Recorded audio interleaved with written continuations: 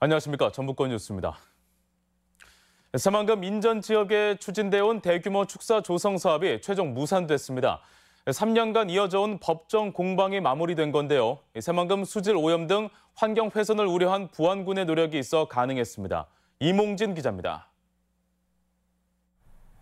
사방이 툭 트인 논은 잡초가 무성하고 땅에 얼어있지만 조만간 바닥을 고르는 썰해질을 앞두고 있습니다. 3년 전 이곳에는 축산업자들이 수만 제곱미터에 이르는 대규모 우사와 돈사를 짓기 위해 건축 허가 신청을 냈습니다. 하지만 부안군은 개화면 창북리와 개화리에 신청된 15건에 대해 허가하지 않았습니다. 새만금과 가까워 수질 오염이 우려되고 주거 환경이 훼손될 수 있다는 판단과 관련 조례 제정에 따른 것입니다. 축산업자들은 행정소송을 제기해 1심에서 승소했지만 최근 최종심에서는 패했습니다. 대법원은 축사가 새만금 환경관리에 직접적인 영향을 미칠 수 있다는 점을 들어 부안군에 손을 들어줬습니다. 새만금 수계에 위치한 개화도 일원에서 체계적이고 효율적인 축산 정책을 펼쳐 나가도록 하겠습니다. 또한 환경 훼손과 함께 각종 민원을 사고 있는 대규모 축사가 단지화하는 것을 일정 부분 차단할 수 있는 명분을 갖게 됐습니다. 앞으로는요 절대적으로 이제 두르지도 못할 뿐더러 안 되고 또 이 주민들의 개화 주민들이 그냥 놔두질 않아요. 환경 보전이라는 공익적 가치를 우선시하고 이를 지켜낸 자치단체의 행정력이 정책 체감도를 높였다는 평가를 받고 있습니다. MBC 뉴스 임홍진입니다. 성폭력 전과가 있는 출소자가 별거 중인 아내를 때려 숨지게 하는 일이 벌어졌습니다. 보호 관찰 중이었기 때문에 전자발찌도 차고 있었는데요. 범행을 막지는 못했습니다. 허연호 기자입니다. 가재도구가 어지럽게 널려 있고 방안은 온통 난장판이 됐습니다.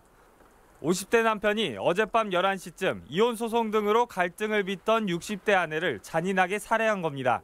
국가수 부검을 통해서 확인이 되겠지만 일단 시신을 봤을 때 얼굴과 몸에서 폭행으로 인한 상처가 많이 발견되었습니다. 함께 있던 피해자의 언니는 손발이 묶인 채 뒤늦게 구조됐습니다. 용의자는 7km나 떨어진 자신의 창고 근처에 시신을 유기한 뒤 밤 12시 반쯤 전자발찌를 끊고 차를 타고 충남 홍성으로 달아났습니다. 시신은 이불에 덮인 채 농로에서 발견됐습니다. 인적이 드문 이곳까지 와 시신을 유기한 겁니다.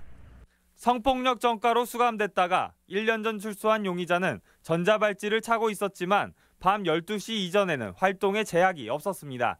밤 12시 이후에는 비가지도를 실시를 하고 위치나 파악을 했더니 이 사람들이 거기서 뭘 하는지까지는 확인이 안 되지 않습니까? 전자발찌가 만능이 아니기 때문에. 고속도로 졸음쉼터에서 용의자를 붙잡은 경찰은 살인 등의 혐의로 구속영장을 신청할 계획입니다. MBC 뉴스 허연호입니다.